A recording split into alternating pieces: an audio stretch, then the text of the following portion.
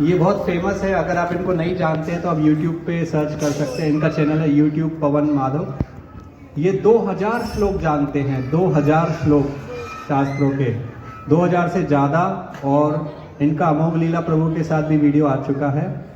प्रभु जी 5 minute हमें पूतना की कथा बताएंगे और भव सागर से कैसे पार निकलना है, इस पे कुछ श्लोक बताएंगे। 5 मिनट हम प्रभु जी के मुख से सुनेंगे और प्रसाद जो ले रहे हो प्रसाद पाते पाते भी सुन सकते हैं, जो बैठे हैं उस बैठ के। 5 मिनट प्रभु जी पूतना की कथा बताएंगे।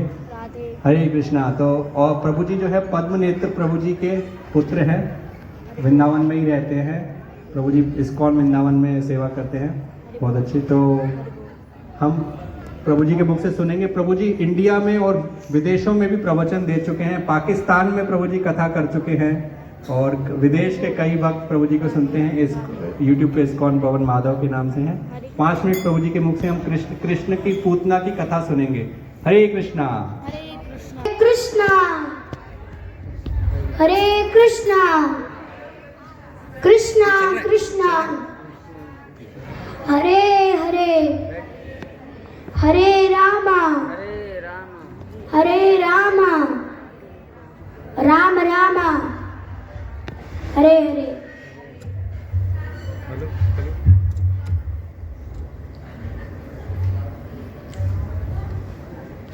हरे Krishna. I offer my respectful obeisances unto His Holiness Bhakti Ashraf Vaishnav Swami Maharaj ki Jai. I offer my respectful obeisances unto His Holiness His Divine Grace A.C. Bhaktivedanta Swami Srila Prabhupada की हरे कृष्णा। तो आज हम चर्चा करेंगे कि हम भव सागर से कैसे पार, क्योंकि हम कलयुग में हैं और कलयुग में भव सागर से, इस संसार से हम कैसे पार हो। तो बहुत सुंदर वर्णन आता है कि भागवतम के प्रथम स्कंद के प्रथम अध्याय के 3 श्लोक में बहुत सुंदर वर्णन आता है। यदि आपको भव सागर से पार होना है तो क्या करना पड़ेगा। निगम कल्पतरोर्गलितं फलं शोकमुखादमृतद्रव्यसंयुतं पिबत भागवतं रसमालयं मुहुरहो रसिका भुवि बाबुका। निगम, ये वैदिक साहित्य निगम कल्पतरु वृक्ष के समान। निगम कल्पतरोर गलितम फलम, गलितम अर्थात पका हुआ फल है। गलितम फलम, ये फल श्रीमद् भागवतम का फल। गलितम फलम शुक मुखाद अमृत द्रव्य सहितम, इसे सुखदेव गोस्वामी ने ये सुखदेव गोस्वामी के मुखारविंद से निकला है। तो ये अमृत द्रव्य सहितम, अमृत से भी बढ़कर हो चुका है। अमृत द्रव्य सहितम पिबत भागवतम रसमालयम मुहुरहो रसिका भुवि का। यदि कोई एक बार पीता है, क्या पीता है, भागवत रसमालयम, श्रीमद् भागवतम के रस का आस्वादन लेता है, मुहुरहो रसिका भुवि बाबू का, तो हम इस संसार से, इस भव सागर से, इस भौतिक जगत से पार हो जाते हैं। क्यों? क्योंकि भगवत गीता के गीता महात्मा में कितना सुंदर वर्णन आया है। मलिने मोचनम पुंसाम जल स्नानम दिने दिने सकृत गीतामृत स्नानम संसार मलिनाशनम। मलिने मोचनम पुंसाम जल स्नानम दिने दिने। जिस प्रकार हम रोज रोज अपना मल हटाते, मल अर्थात गंदगी, मलिने मोचनम हटाते हैं। पुंसा कौन हटाता है? पुंसा अर्थात मनुष्य, व्यक्ति, नर, मानव, मनुष्य हटाता है अपनी गंदगी। कब हटाता है? दिने दिने, पर डे, डेली, रोज रोज अपनी गंदगी हटाता है। पर यदि सकृत गीतामृत स्नानम संसार मलिनाशनम, यदि कोई एक बार सकृत गीता रूपी भगवत गीता से एक बार जो स्नान कर लेता है, वह संसार के मल से पार हो जाता है। वह संसार के मल से पार हो जाता है। यदि आपको इस भव सागर से पार होना है तो किसकी तरह भाव लेकर आना पड़ेगा? किसकी तरह? वृत्तासुर की तरह भाव लिखना कि भागवतम में 6वें स्कंद के 11वें अध्याय के 25वें श्लोक में कितना सुंदर बोल रहा है, न नाकपृष्ठं न च पारमिष्टं न सर्वभौमं न रसाधिपत्यं न योगसिद्धिर्न पुनर्भवं वा समाजसस्त्वां विरस्य काञ्चे न नाकपृष्ठं न च पारमिष्टं। वृत्तासुर असुर कुल में होने के कारण फिर भी वो क्या कर रहा है, ननाकपृष्ठम न च पारमिष्टम, ना तो मुझे स्वर्गलोक चाहिए, ननाकपृष्ठम न च पारमिष्टम, उससे ऊपर ब्रह्मलोक, ना तो मुझे ब्रह्मलोक चाहिए न पारमिष्टम, न सर्वभौमम न रसाधिपत्यम, ना तो मुझे पूरी पृथ्वी का राजा बनना है, न सर्वभौमम न रसाधिपत्यम, ना योग सिद्धिर न पुनर्भवम वा रसाधिपत्यम, रसाधि मतलब अधोलोकों का राजा बनना है, न रसाधिपत्यम ना योग सिद्धिर न पुनर्भवम वा, ना तो मुझे 8 प्रकार की सिद्धियां चाहिए, ना योग सिद्धिर न पुनर्भवम वा, ना मुझे इस जन्म से छुटकारा चाहिए, ना पुनर्भवम वा समाज सस्ताम विरस्य कांचे, मेरी तो बस एक ही कांचा है कि मेरा मन चिंतन मयि देव मनागस्या मयि बुद्धिम निवेशया निवासस्ति मयि वा। तो कितना सुंदर बताते हैं, मयि मनागस्या, वृत्तासुर बोल रहा है अपना पूरा मन चिंतन और अपनी जो चेतना सब भगवान में, बस मेरी एक ही इच्छा है कि मेरा ये मन चिंतन भगवान के चरणों में लग जाए। बस वृत्तासुर एक ही प्रार्थना करता है, प्रार्थना करनी है तो उद्धव जी की तरह करो। उद्धव जी क्या बोल रहे हैं, अहो बकीयम स्तनकालकूटम जिगांसया प्यदप्य साध्वी लेबे गतिम तार्थ चिंतां तनोन्यम कंबादयालुम शरणं ब्रजेमम। कितना सुंदर वर्णन आता है, अहो बकीयम स्तनकालकूटम जिगांसया प्यदप्य साध्वी। अहो बकासुर की बहन पूतना, अहो बकीयम स्तनकालकूटम, स्तनों में कालकूट जहर लगा के आई थी, स्तन कालकूटम जिगांसया प्यदप्य साध्वी लेबे गतिम धार्त चिंतां तनोन्यम। पर भगवान ने उस पूतना को भी माँ का स्थान दे दिया, तो ऐसे दयालु की शरण, कंबा दयालु शरणं ब्रजेमम, ऐसे दयालु की शरण को, ऐसे मैं कृष्ण की शरण को छोड़ के कहाँ जा सकता। तो देखिए पूतना कैसे कैसे आई थी, पूतना साखेचर्या एकदा उत्पत्त्या पूतनानंद गोकुलम ईशिता मनात्मानं प्राविशत गीत कीर्ति। साखेचर्या एक खेचरी जिसका नाम पूतना था, साखेचर्या एकदा उत्पत्त्या, एकदा मतलब एक बार, उत्पत्तिया मतलब उड़ते हुए, पूतनानंद गोकुलम, पूतना आनंद महाराज के गोकुल में गई। साखेचर्या एकदा उत्पत्त्या पूतनानंद गोकुलम ये शुद्ध आत्मनात्मानं प्राविशत गीत कीर्ति। वो इतना, उसका शरीर उसने इतना सुंदर बना लिया था कि उसको किसी ने नहीं रोका। वो अपनी मन वांछित, अपने मन से ही, अपनी इच्छा से ही उनके जो कक्ष में चली गई भगवान के।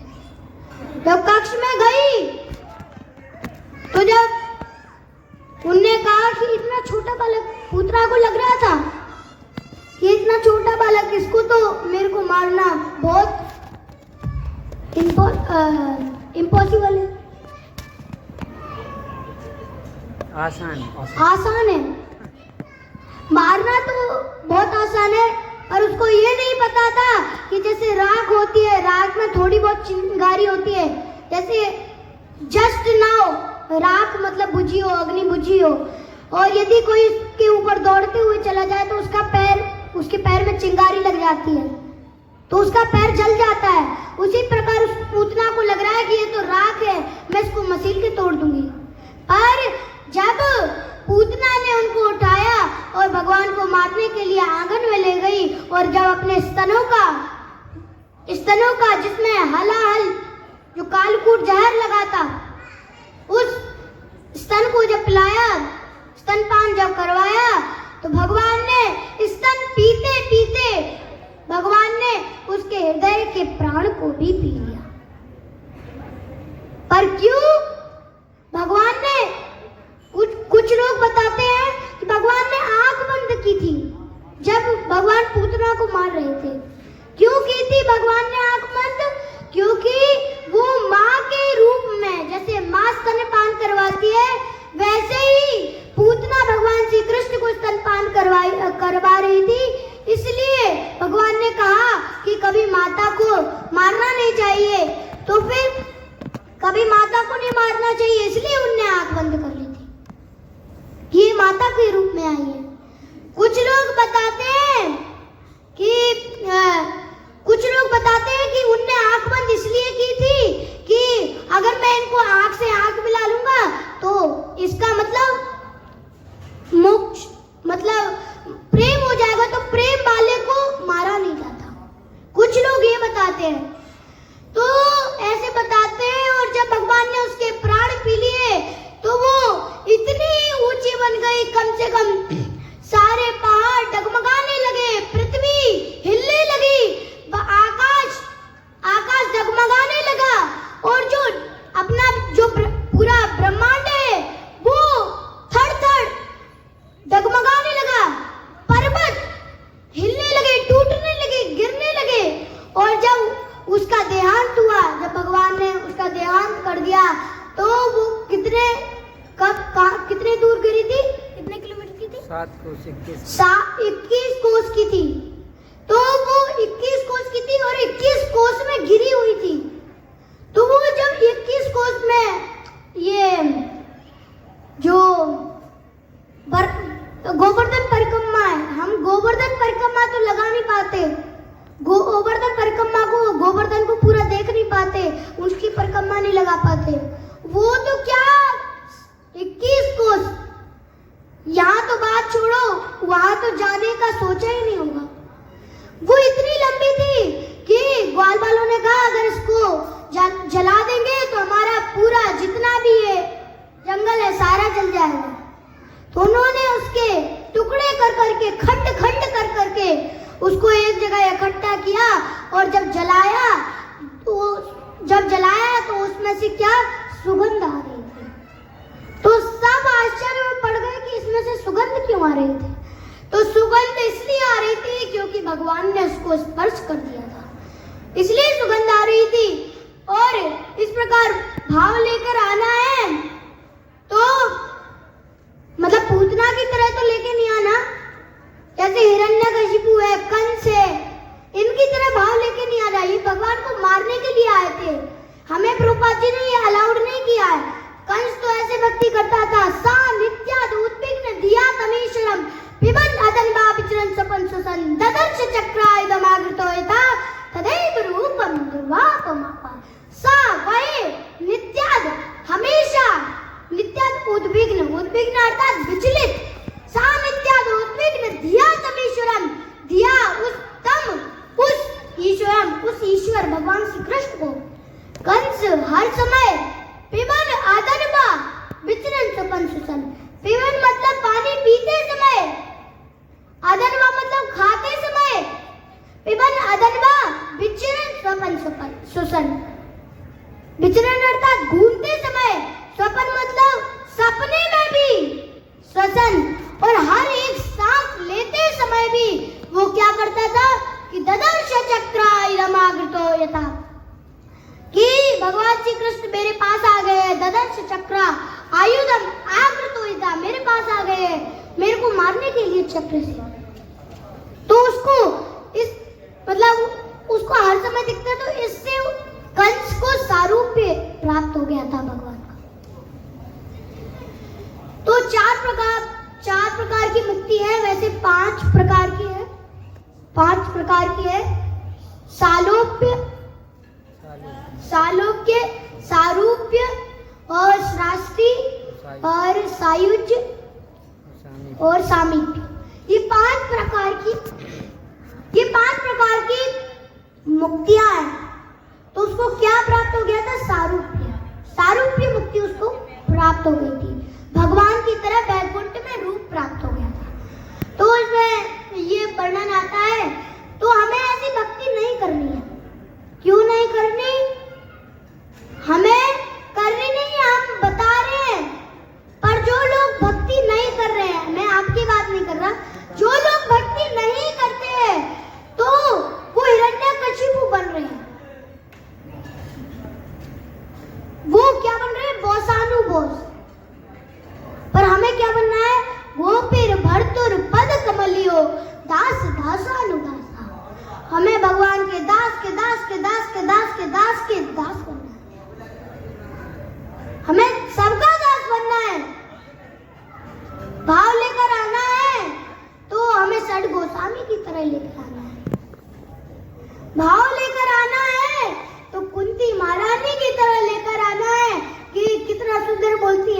विपदा सद्दुता सस्वात् तत्र तत्र जगद्गुरु भवतो दर्शनव्यस्यात् अपुनर्भवत न दर्शनम्। विपदा सद्दुता सस्वात् तत्र तत्र जगद्गुरु। हे जगद्गुरु, हे भगवान, मेरी बस एक ही इच्छा है कि आप मुझे देते रहें, मेरे को कष्ट देते रहें। यदि आपको भगवान मिल जाए तो आप क्या मांगोगे? सुख की दुख? सुख की दुख? सुख ही मांगेंगे, क्योंकि आजकल क्या हो रहा है? ओम जय जगदीश हरे, स्वामी जय जगदीश हरे, सुख संपत्ति घर आवे कष्ट मिटे तन का, ओम जय जगदीश हरे। तो हम क्या कहते हैं?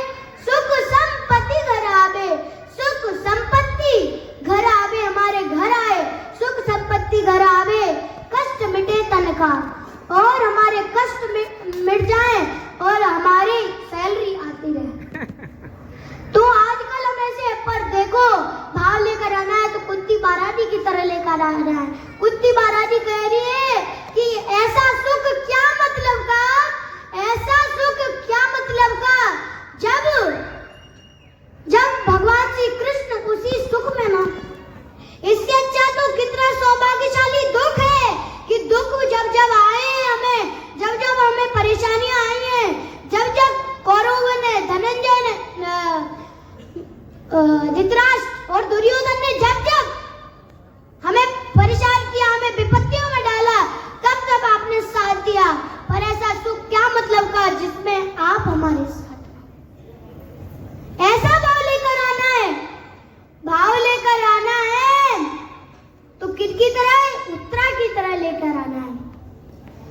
कि क्या बोलती है? अभी द्रवती मामीशा सरस्तपता यशो बुभु कामम नहु तमाम नाथा मामे गर्भो निपात्यताम।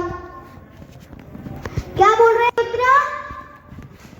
क्या अभी द्रवती मामीशा सरस्तपता यशो बुभु। हे भगवान, हे नाथ, मेरी तरफ सरस तपता यशुबु, तपता हुआ, जलता हुआ लोहे का बाण आ रहा है। सरस तपता यशुबु कामम दहूत मामनाता मामे गर्भो निपात्यता। आप मेरे को जला दे, कामम दहूत मामनाता मामे गर्भो निपात्यता, पर आप मेरे गर्भ को बचा ले। ये ना, वो अपना स्वार्थ नहीं चाह रही, वो दूसरों का हित चाह रही। जो उनके गर्भ में बालक है परीक्षित महाराज, क्यों? अब आप सोच रहे होंगे कि उन्हीं का तो बेटा था, तो वही खुद के लिए मांग रही थी।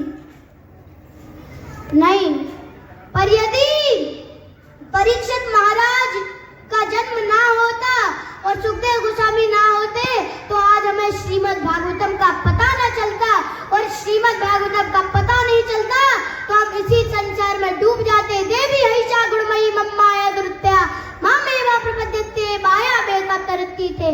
तेज देवी महाशक्ति को पार कर पाना कठिन है। बस देवी हईशा गुणमयी मम माया दुर्त्या, इस 3 प्रकार की देवी शक्ति माया को पार कर पाना कठिन है। पर किंतु क्यों कठिन है? क्योंकि दुरत्या, ये हर समय जब हम इस जो माया रूपी पर्दे को खोलते हैं, ये हमें दुलत्ती मार देती है, दुरत्या। इसलिए इसको पार करवाना दुष्कर है। बस एक ही है, माम एवा प्रपद्यन्ते। भगवान बोलते हैं मेरी शरण में आ जाओ, माम एवा प्रपद्यन्ते माया में काम तरंते। तुम इस माया को सरलता से पार कर जाओ। पर आगो यदि आपको इस भवसागर से पार होना है और भगवान की भक्ति करना है तो क्या चाहिए? हमें ये भगवान का हरि नाम चाहिए। हरे कृष्णा कृष्णा कृष्णा हरे राम राम। तो हम कितने सौभाग्यशाली हैं, आप कितने सौभाग्यशाली हैं कि आप शादी में आए हैं, शादी में आए सौभाग्यशाली है। क्यों सौभाग्यशाली है क्योंकि रूप गोस्वामी उपदेशामृत के 9वें श्लोक में वर्णन बताते हैं। वैकुंठा जनितो वरा मधुपुरी तत्रापि रासोत्सवात् बृन्दारण्य उदार पाणिरमणा तत्रापि गोवर्धना। वैकुंठा जनितो वरा मधुपुरी, वैकुंठ से भी श्रेष्ठ, वैकुंठ अर्थात जहाँ कोई कुंठा नहीं होती, जहाँ कोई कष्ट नहीं होता, उससे भी श्रेष्ठ मथुरा धाम है। क्यों है? क्योंकि वैकुंठ का जनितो वरा मधुपुरी, जनितो अर्थात जन्म हुआ था। किसका जन्म हुआ था? भगवान का जन्म हुआ था। इसलिए वैकुंठ से भी श्रेष्ठ मथुरा धाम है। और तत्रापि रासोत्सवात् बृंदारण्य उदार पाणि रमणा तत्रापि गोवर्धना। और मथुरा से भी श्रेष्ठ वृंदावन धाम है क्योंकि वहाँ भगवान ने रास रचाया था। और वृंदावन से तत्रापि गोवर्धना, वृंदावन से भी श्रेष्ठ, सबसे श्रेष्ठ है गोवर्धन। आप कितने सौभाग्यशाली हैं कि आप गोवर्धन में बैठे हुए हैं। क्यों? क्योंकि गोवर्धन इसलिए श्रेष्ठ है क्योंकि भगवान ने उसको अपने दिव्य हाथों से उठाया था। हम तो कोई बिल्कुल कम वजन हो, उसमें कुछ भी ना हो, तो हम उसको इस उंगली पे नहीं रख सकते, पर भगवान ने 21 किलोमीटर का गोवर्धन इस छोटी उंगली पर रखा। आप ये कल्पना कीजिए, ये देखिए, तो आप कितने सौभाग्यशाली है कि आप यहाँ आए हैं और आप यहाँ कीर्तन भी कर रहे हैं। ये आध्यात्मिक शादी है, इसलिए यदि यहाँ आप कीर्तन भी कर रहे हैं, आनंद भी ले रहे हैं और भगवान की कथा भी सुन रहे हैं, तो यहाँ तो यदि हम जप करें तो उसका कई गुना ज्यादा हमें फल प्राप्त होता है। तो यहाँ आप तो तीनों चीजें कर रहे हैं, भगवान का स्मरण भी कर रहे हैं और भगवान का चिंतन भी कर रहे हैं, भगवान की कथा का श्रवण भी कर रहे हैं। तो ये आपको तीनों काम यहाँ मिल रहे हैं। क्यों? क्योंकि भगवत गीता पुष्टि करती है, मनुष्याणां शास्त्रेषु कश्चित् यतति सिद्धये यततामपि सिद्धानां कश्चिनां वेत्ति तत्त्वतः। मनुष्याणां सहस्रेषु, हजारों हजारों मनुष्यों में कोई एक होता है जो सिद्धि के लिए प्रयत्नशील होता है। यततामपि सिद्धानां कश्चिनां वेत्ति तत्त्वतः, उसमें से भी यततामपि सिद्धानां, उन सिद्धि करने वालों में से भी कोई एक होता है जो भगवान को तत्व से, वास्तव में भगवान को वास्तव से, तत्व से जान पाता है। कोई एक ही होता है, कोई एक बिरला वही भगवान को जान पाता है। और उन सभी में से आप हैं जो आप भगवान के जन्म कर्म को जान रहे हैं। आप इतने सौभाग्यशाली हैं कि आप गोवर्धन में आए हैं। तो आप जितना जप करेंगे तो एक बार मेरे साथ आप बोलिए, हरे कृष्णा कृष्णा कृष्णा हरे हरे, हरे राम राम राम हरे हरे। क्यों? क्योंकि भगवान बोलते हैं श्रीमद् भागवतम में 6वें स्कंद के दूसरे अध्याय के 18वें श्लोक में, बहुत इंपॉर्टेंट श्लोक है, अज्ञानात् तवा ज्ञानात् उत्तम श्लोक नामयत् संकीर्ततागम पुंसो दये दे दो यथा नला। अज्ञानात् तवा, अज्ञाना मतलब अनजाने,